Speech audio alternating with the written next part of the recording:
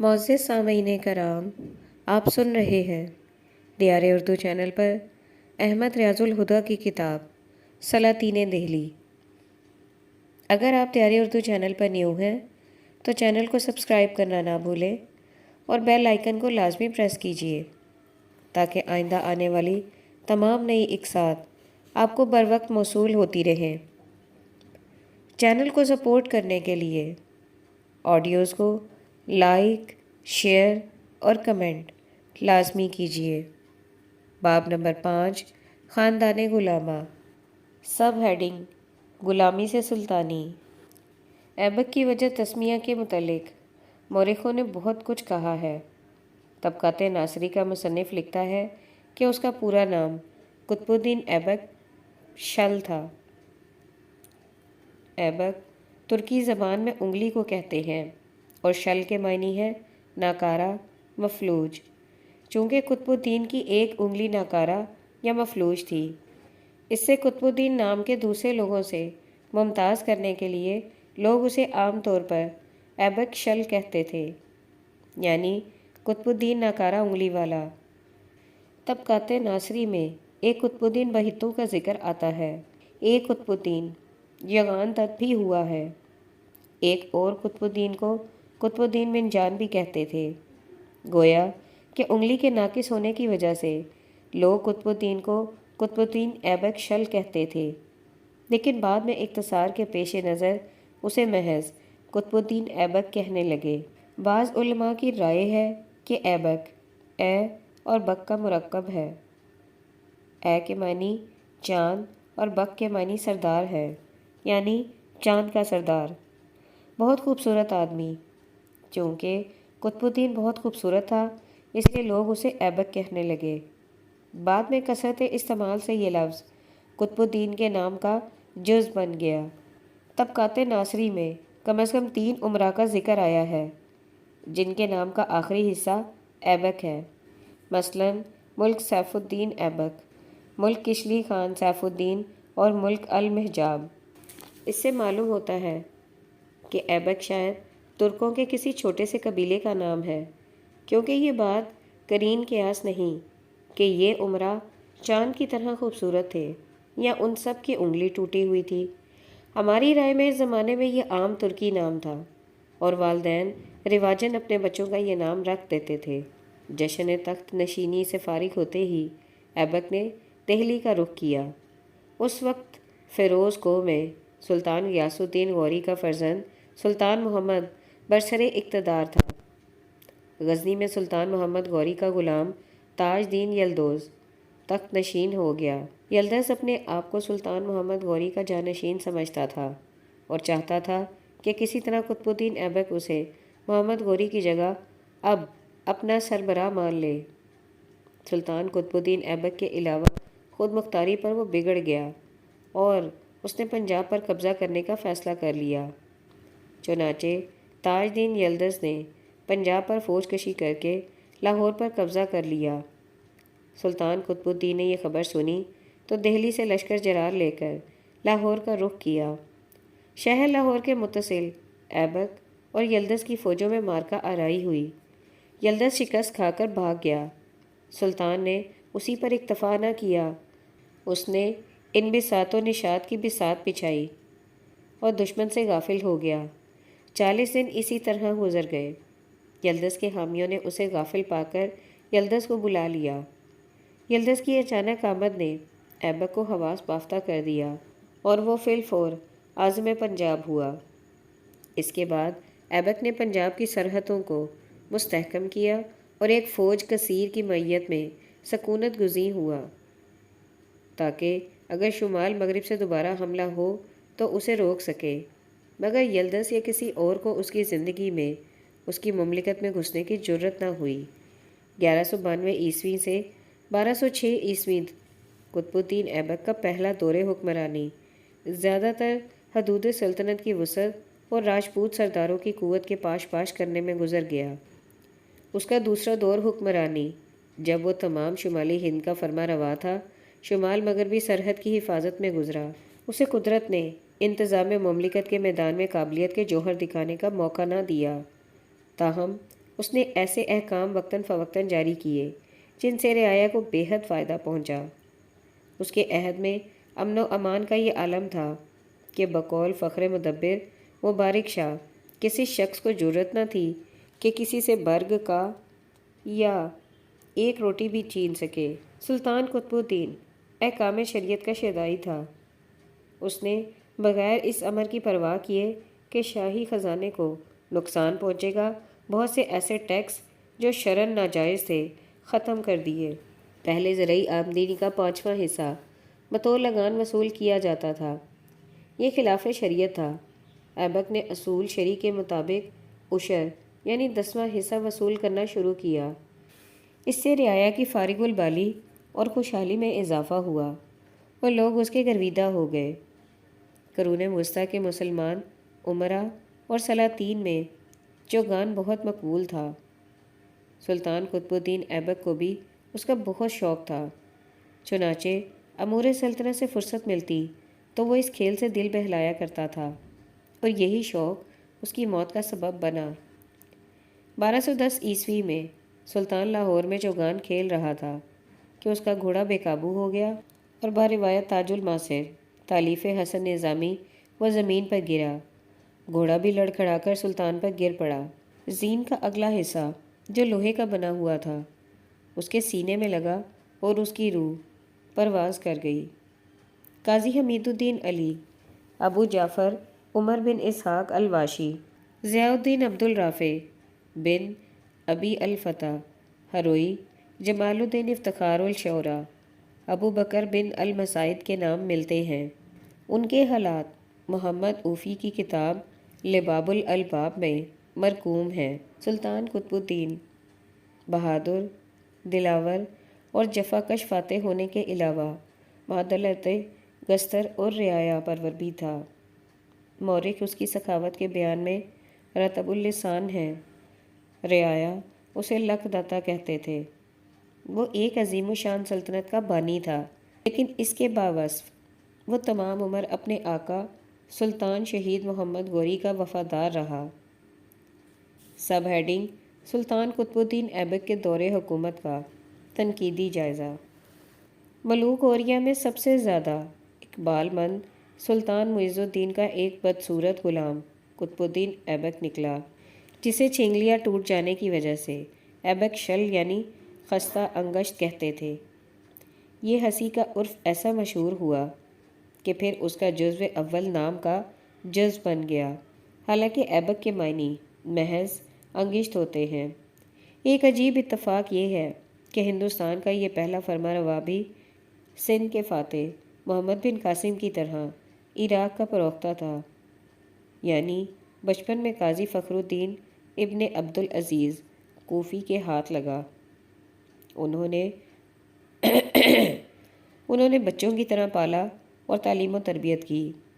قاضی موصوف کے انتقال کے بعد جوانی میں وہ ایک سوداگر کی معرفت سلطان معز الدین غوری کی سرکار میں پہنچا اور اپنی خدمات و صفات سے سرداری کے درجے تک ترقی حاصل کی۔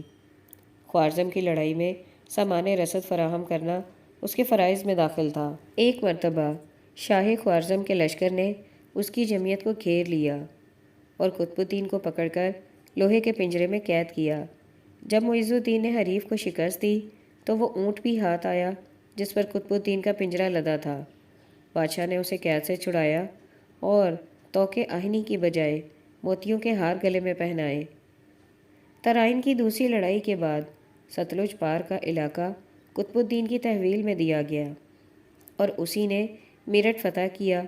پھر دہلی کے باج گزار راجہ کی سرکشی کی سزا میں اس کی ریاست ضبط کر لی گئی۔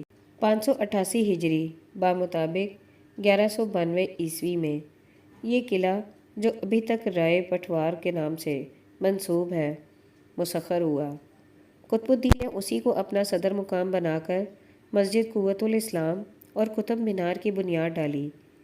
یہ دنیا کے مشہور ترین آثار قدیمہ میں شامل اور بانی کی بلند خیالی کی یادگار ہے۔ دوسری چوہان ریاست جو پرتھی راج کے بڑھنے سے مسلمانوں کی باج گزار بنی اجمیر تھی۔ وہاں کا راجہ مسلمانوں کا وفادار رہا، لیکن ہمسایہ ریاستوں نے اسے بار بار ستایا اور قطب الدین کو 2-3 دفعہ اسے بچانے کے لیے اجمیر جانا پڑا۔ آخر جنگ جو راجپوتوں پر قابو رکھنے کے لیے اس مرکزی مقام کا الحاق کرنا ضروری معلوم ہوا اور 591 ہجری میں یہاں مسلمانوں کی مستقل چھاونی بنا دی گئی۔ مسجد قوت الاسلام کی طرح یہاں بھی نئی عمارات کے سلسلے میں ایک شاندار مسجد تعمیر کی، جسے 2.5 دن کا جھونپڑا کہتے، اور یہ روایتی تعویل سناتے ہیں کہ یہ عمارت 2.5 دن میں تیار ہو گئی تھی، حالانکہ سنگ سماق پر نفیس نقش و نگار تراشنے ہی میں کئی برس لگے ہوں گے، اور تاریخی طور پر ثابت ہے کہ ان دنوں قطبی مسجدوں کی توسیع و تزئین سلطان شمس الدین کے عہد میں تکمیل کو پہنچی۔ اجمیر پر قبضے کے بعد انل واڑ کاٹھیا واڑ کی طاقتور حکومت سے جنگ چھیڑنا لازمی بات تھی۔ سلطان معیز الدین کا اس ریاست پر سندھ کی طرف سے فوج کشی کرنا اور واپس چلے جانا پہلے بیان کیا جا چکا ہے۔ اسلامی تاریخوں میں یہ ریاست نہر والا کے نام سے مذکور ہے، اور اپنی داخلی قوت کے علاوہ معلوم ہوتا ہے کہ راجپوتانہ و گجرات کے دوسرے راجاؤں کو بھی مسلمانوں کے خلاف متحد کرنے میں پیش رہتی تھی۔ پہلی لڑائی میں جو نہر والا کے قریب واقع ہوئی، راجا کو نمایاں کامیابی ہوئی۔ قطب الدین گھوڑے سے زخم کھا کر گرا تو اس کی فوج کو شکست کھا کر اجمیر ہٹنا پڑا، لیکن دوسری مرتبہ کو آبو کے دامن میں فتح نے مسلمانوں کا ساتھ دیا۔ کئی ہزار ہندی سپاہی مارے گئے، راجا نے بھاگ کر جان بچائی۔ انل واڑ پر مسلمانوں کا قبضہ ہو گیا۔ 593 ہجری بمطابق 1197 عیسوی گجرات کا جزیرہ نما ابھی تک ان کی عملداری میں نہیں آ سکا، تاہم شمال مغربی راجپوتانہ کی قوت ٹوٹ گئی۔ مسلمانوں کو اس خطرناک حریف سے وہ اندیشہ نہ رہا جیسا انل واڑ کی تسخیر سے پہلے لاحق رہتا تھا۔ دوآب گنگو جم کے جدید انتظامات جماتے وقت بندیل کھنڈ کے چندیلوں کو قابو میں لانا ضروری ہوا۔ ان کی مرکزی ریاست محوبہ کو پرتھی راج نے ترہم برہم کر دیا تھا، لیکن کالنجر کا مضبوط قلعہ سرکشوں کی پشت پناہی کو موجود تھا۔ قطب الدین نے 599 ہجری میں اسے تسخیر کیا اور یہاں مسلمان فوج کا ایک دستہ متعین کر دیا۔ اس طرح تو آپ کے نئے صوبوں کی حفاظت اور آئندہ مالوا پر پیش قدمی کا راستہ صاف ہو گیا۔ ان کامیابیوں کے باوجود جن کے اسلامی دنیا میں چرچے ہونے لگے تھے، قطب الدین ایبک ابھی تک اپنے آقا کا غلام تھا۔ ہر چند سلطان معیز الدین نے اسے پسر خواندہ بنایا اور یوں بھی اپنے غلاموں کو اولاد کی مثل عزیز رکھتا تھا۔ بائیں ہمہ مسلمانوں کے پہلے مسلمان بادشاہ کو غلامی سے باضابطہ آزادی اس وقت ملی جب معیز الدین کے شرعی وارث اور غور کے فرما رواؤں سلطان محمد ابن غیاث الدین نے اسے چتر و امارت، بادشاہی خطب سلطانی و خط آزادی عنایت کیا، اور ملک قطب الدین کی بجائے وہ سلطان قطب الدین کے لقب سے لاہور میں تخت نشین ہوا۔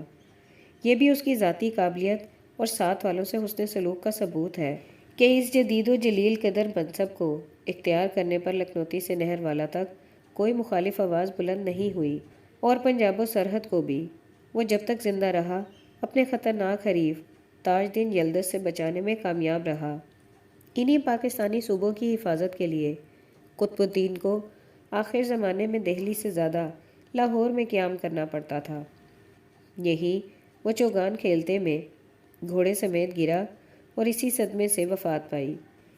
607 ہجری بمطابق 1210 عیسوی بازار انارکلی میں اس کا مقبرہ اگرچہ جہل و ناقدری کی بدولت گلی کوچوں میں محبوب و مقید سا معلوم ہوتا ہے، مگر غنیمت ہے کہ محفوظ رہا۔ قیام پاکستان سے پہلے قطب الدین کے مقبرے کی یہی حالت تھی، لیکن اب ارد گرد کے مکانات گرا کر کشادہ جگہ مقبرہ تعمیر کیا گیا ہے۔ اسی طرح گو اس کی کشور کشائی اور بادشاہی میں اولیت کے فخر کو لوگ بھول گئے، لیکن اس کی سخاوت صدیوں تک ضرب المثل رہی، اور وفات کے 400 برس بعد کا مورخ فرشتہ گواہی دیتا ہے کہ آج تک کسی کی داد و دہش کی انتہائی تعریف کرنی ہو تو اہل ہندوستان اسے قطب الدین کل یعنی اپنے زمانے کا قطب الدین کہتے ہیں۔ باب نمبر 6 شمس الدین التمش۔ التمش ایک بہادر اور محتاط سپاہی ہونے کے علاوہ ایک کامیاب جرنیل بھی تھا۔ بہادری، دور اندیشی اور سیاسی تدبر جیسی اہم صلاحیتوں کی بنا پر وہ تاریخ میں اہم مقام کا مستحق ہے۔ قطب الدین ایبک کے انتقال کے بعد امراء نے اس کے مصبے آرام شاہ کو لاہور کے تخت پر مطمئن کر دیا، مگر وہ کامیاب حکمران ثابت نہ ہوا۔ سلطنت کے مختلف صوبوں پر قطب الدین ایبک کے جرنیل قابض تھے۔ یلدوز غزنی پر حکمران تھا تو قباچہ سندھ اور لاہور پر، التمش بدایوں کی جاگیر پر قابض تھا تو خلیجی بہار اور بنگال پر، گویا سلطنت کا شیرازہ بکھرا پڑا تھا۔ ان حالات میں سپہ سالار امیر علی، امیر داؤدو ویلمی اور دیگر امراء دہلی نے التمش سے حکومت کی باغ دوڑ سنبھالنے کی درخواست کی۔ چنانچہ التمش نے آرام شاہ کو شکست دے کر جنوری 1211 عیسوی میں تخت پر قبضہ کر لیا۔ شمس الدین التمش ترکستان کے البری قبیلے کے سردار نیم خاں کا بیٹا تھا۔ خوبرو اور ذہین ہونے کی وجہ سے اس کے بھائی اسے حسد کرتے تھے، چنانچہ یوسف کنان کی طرح اپنے بھائی کے ہاتھوں بخارا کے ایک سوداگر کے پاس بطور غلام فروخت ہوا۔ اس سوداگر نے اسے جمال الدین امیر کے پاس بیچ ڈالا، جہاں ابتدائی تعلیم و تربیت حاصل کرنے کا موقع ملا۔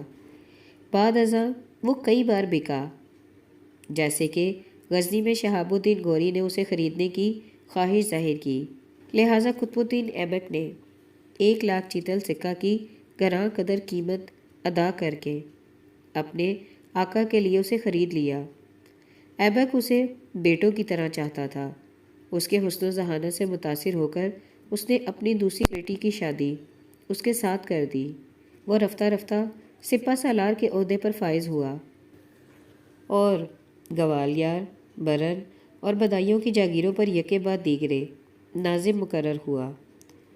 التمش کو تخت نشین ہوتے ہی مصائب کا سامنا کرنا پڑا۔ قطبی امراء، سوداگر، فوجی افسر گویا سب کے سب اس کے مخالف تھے۔ انہیں آرام شاہ کی برطرفی گوارا نہ تھی۔ وسط ہند اور راجپوتانہ کے ہندو حکمران پہلے ہی ایسے موقع کی جستجو میں تھے اور خود مختار ہونے کے لیے بے تاب تھے۔ تاج دین یلدوز، ناصر الدین قباچہ اور علی مروان اس کے ساتھ ہمسری کا دعویٰ رکھتے تھے۔ قباچہ کو التمش کی تخت نشینی ایک آنکھ نہ بھاتی تھی۔ وہ بھی التمش کی طرح قطب الدین ایبک کا دل دادا تھا اور تخت کا متمنی۔ التمش نے ان تمام دشواریوں کا نہایت بردباری سے مقابلہ کیا۔ اس نے سب سے پہلے دہلی کے قطبی سرداروں کی سرکوبی کی اور 1211 عیسوی تا 1214 عیسوی تک دہلی بدایوں، اودھ اور بنارس کے علاقوں پر تسلط بحال کرنے میں کوشاں رہا۔ التمش کا سب سے بڑا دشمن تاج دین یلدوز تھا، جو اس کے اقتدار کو ختم کرنے کے در پہ تھا۔ وہ غزنی پر حکمران تھا۔ 1214 عیسوی میں علاء الدین شاہ والی خوارزم خو نے غزنی پر حملہ کر دیا۔ یلدوز میں مقابلے کی تاب نہ تھی، لہٰذا وہ ہندوستان کی جانب بھاگا اور لاہور پر قابض ہو گیا۔ التمش کو یہ بات گوارا نہ تھی کہ اس کی شمالی سرحد پر اس کا حریف خود مختار سلطنت قائم کرنے میں کامیاب ہو جائے، چنانچہ اس نے یلدوز کو 1216 عیسوی میں تھانیسہ ترائن کے میدان میں شکست دی اور قید کر کے بدایوں بھیج دیا، جہاں اگلے ہی سال اس کا انتقال ہو گیا۔ ایک حریف سے فارغ ہونے کے بعد التمش نے دوسرے حریف یعنی ناصر الدین قباچہ کی طرف رجوع کیا۔ قباچہ نے بار بار شورش کی۔ 1217 عیسوی میں اطاعت قبول کر لی اور اسے سندھ، ملتان اور مغربی پنجاب کے علاقوں کا گورنر مقرر کر دیا گیا۔ بنگال اور بہار میں علی مروان نے خود مختار ہونے کا اعلان کر دیا تھا، مگر اس کے ظلم و تعدی کی وجہ سے خلجی ملکوں نے اسے برطرف کر دیا اور حسام الدین کو، جس نے غیاث الدین کا لقب اختیار کیا تھا، حاکم بنگال تسلیم کر لیا۔ التمش نے 1225 عیسوی میں بنگال پر حملہ کر کے غیاث الدین کو مطیع کیا۔ اس نے بہار کو علیحدہ صوبہ قرار دے کر عزیز الدین کے ماتحت کر دیا۔ اودھ کے صوبے پر اپنے بیٹے ناصر الدین محمود کو ناظم مقرر کیا۔ التمش کی واپسی پر غیاث الدین حاکم بنگال نے بہار پر پھر حملہ کر دیا۔ ناصر الدین نے اس کے خلاف چڑھائی کی اور لکھنوتی پر حملہ کر کے اسے گرفتار کر لیا اور بنگال و بہار دونوں پر قابض ہو گیا۔ ناصر الدین کے انتقال کے بعد غیاث الدین کے بیٹے بلکا نے اختیار الدین دولت شاہ بلکا کا لقب اختیار کر کے بنگال پر قبضہ کر لیا، مگر التمش نے اسے شکست دے کر قتل کر دیا اور عبداللہ جائی کو حاکم بنگال مقرر کیا۔ چنانچہ خلجی ملکوں کے اقتدار کے خاتمے پر بنگال اور بہار سلطنت دہلی میں شامل ہو گئے۔